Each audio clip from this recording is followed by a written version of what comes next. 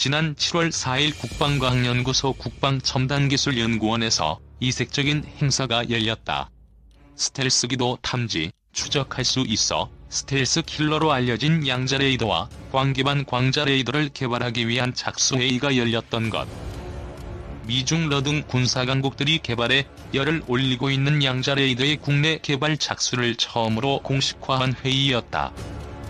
이날 회의에선 양자 레이더와 광자 레이더 기술에 대한 세계적 개발 동향 분석을 바탕으로 국내 개발 목표 수준과 중장기 발전 방향을 중점 논의했다. 또 다양한 양자 상태를 이용한 측정 센서 개발 계획과 미래 육지 시대에 대비해 2014년부터 연구 중인 테라헤르츠파를 이용한 무선 통신과 영상 탐지 관련 테라헤르츠 전자 소자 개발 현황도 보고됐다고 한다. 류태규 ADD 국방첨단기술연구원장은 첨단 국방 연구개발력 증진을 기반으로 신개념 무기체계 소유를 선도하는 창의, 도전적인 미래지향형 기술 개발 사업을 적극 추진할 것이라며 양자 물리 현상을 이용한 첨단 레이더와 센서 개발 기술은 한국이 최첨단 국방 과학기술 경쟁에서 앞서가기 위한 핵심 솔루션이 될 것이라고 말했다. 양자 레이더는 양자 역학을 기반으로 정보를 저장, 검색, 전송 처리하는 양자 정보 기술을 레이더 탐지 영역에 적용해 종합적인 능력을 개선한 것이다. 이를 통해 스텔스기와 같이 전자 기반의 레이더로 탐지가 어려운 물체도 원거리에서 탐지가 가능하다. 성층권에서 대기 상층부와 우주를 포함 그 위에 있는 물체도 추적할 수 있다. 중국은 이런 양자 레이더를 비롯 양자 컴퓨터, 양자 통신 등 양자 무기 기술 분야를 선도하는 것으로 알려져 있다. 중국의 한 군사 기술업체는 2016년 100km 밖에 떨어져 있는 스텔스 전투기를 탐지할 수 있는 양자 레이더 장비를 개발했다고 해서 세계 물리학계를 깜짝 놀라게 했다. 중국 정부 산하의 군사기술업체 중국전자과기집단공사는 자사가 개발 중인 양자 레이더가 100km 떨어져 있는 스텔스 목표물을 탐지하는 데 성공했다고 발표했다. 중국 양자 레이더에 적용된 물리학 이론은 천재 물리학자 아인슈타인을 당황케 했던 양자 얽힘이다. 이 이론에 따르면 과거에 상호작용했던 입자는 멀리 떨어진 후에도 특별한 관계를 유지한다. 이를 활용해 양자적으로 얽힌 광자 여러 쌍을 만들어낸 뒤 쌍둥이 광자 하나를 공기 중으로 쏘아 이를 다시 수집하면 목표물의 위치, 형태, 속도, 온도 등에 대한 정보를 알아낼 수 있다는 것이다. 하지만 얽힌 광자들을 쏘고 다시 수집하는 과정에서 결합온남 현상이 발생, 양자끼리의 관계가 풀어져 목표물에 대한 정보를 얻을 수 없게 되는 게 난제였다. 하지만 CTC는 단광자 검출기를 활용해 양자 얽힘의 손실 없이 광자로부터 목표물에 대한 정보를 수집할 방법을 발견했다는 것이다. CETC는 현재 탐지거리를 늘리는 연구를 하고 있다. 이어 중국 과학원은 2011년 양자 고스트 이미징 기술 개발에 성공해 현재 양자 인공위성을 이용한 양자 고스트 이미징 기법으로 스텔스 비행체 탐지 기술을 개발 중이다. 앞서 F-35 스텔스 전투기 등을 만드는 미 록히드 마틴사는 2008년 스텔스 비행체의 원격 탐지를 위한 양자 레이더 관련 특허를 공개했고, MIT의 세스로이드는 스텔스 물자와 같은 저반사체 탐지를 위한 혁신적인 양자 조명 이론을 제시했다. 캐나다 정부에선 2025년까지 기존 방공망 레이더 대체 후보의 하나로 양자 레이더를 고려 중이다. 이를 위한 기초 연구로 우선 약 30억 원을 투자, 얽힌 양자 관련 연구를 진행하고 있다.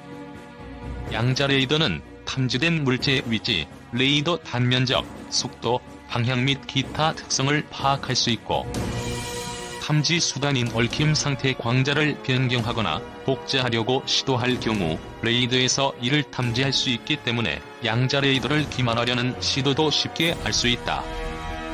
해킹이 불가능한 양자 통신도 민과 군 모두로부터 큰 주목을 받고 있다. 시장조사기관 마켓 리서치는 2025년 세계 양자 정보통신 시장 규모가 양자 암호통신 9조 원, 양자 컴퓨터 17조 원 등 총 26조 원을 넘을 것으로 예상하고 있다.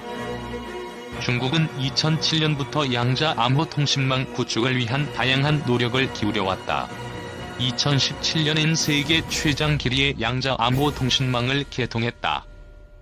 그해 6월엔 독자 개발한 세계 첫 양자 위성 무저호를 통해 북부 칭하이성의 더링하에서 1200km 떨어진 남부 윈난성의 리장 두 곳의 과학기지에 얽힘 상태의 양자를 전송하는 데 성공했다.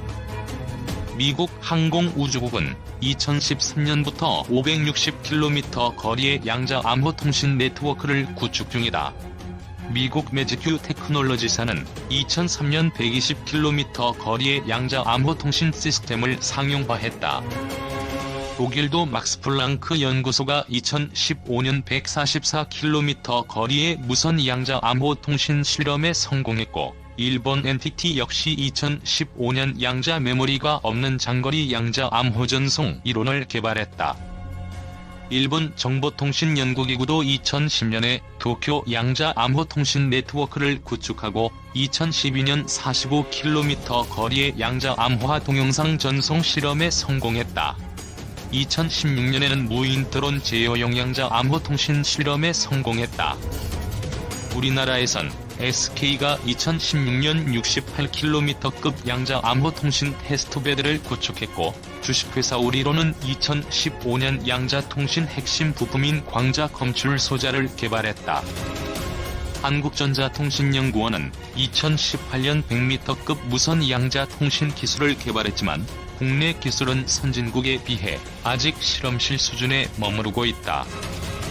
8년간 5,500억 원 규모의 양자통신 관련 국책사업의 예비 타당성을 조사 중이지만, 세계 양자통신 기술 수준과 비교해봤을 때 선진국에 뒤처진 것으로 평가된다.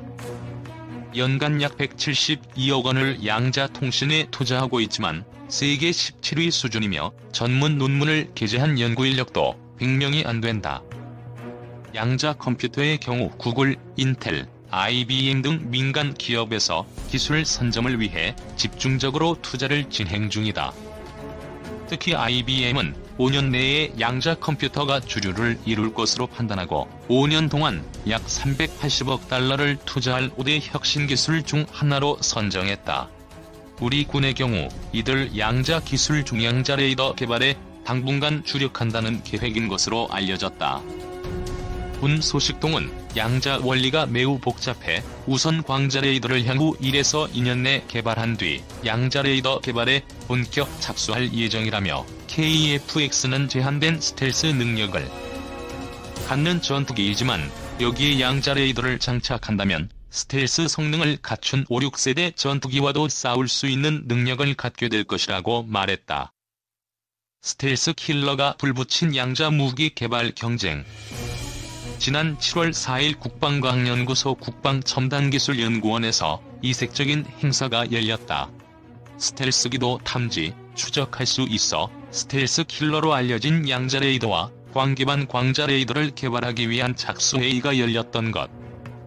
미중 러 등 군사강국들이 개발에 열을 올리고 있는 양자 레이더의 국내 개발 착수를 처음으로 공식화한 회의였다. 이날 회의에선 양자 레이더와 광자 레이더 기술에 대한 세계적 개발 동향 분석을 바탕으로 국내 개발 목표 수준과 중장기 발전 방향을 중점 논의했다.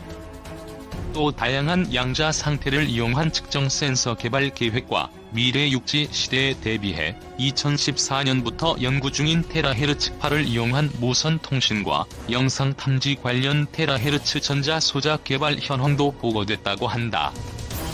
류태규 ADD 국방첨단기술연구원장은 첨단 국방 연구개발력 증진을 기반으로 신개념 무기체계 소유를 선도하는 창의, 도전적인 미래지향형 기술 개발 사업을 적극 추진할 것이라며 양자 물리 현상을 이용한 첨단 레이더와 센서 개발 기술은 한국이 최첨단 국방 과학기술 경쟁에서 앞서가기 위한 핵심 솔루션이 될 것이라고 말했다.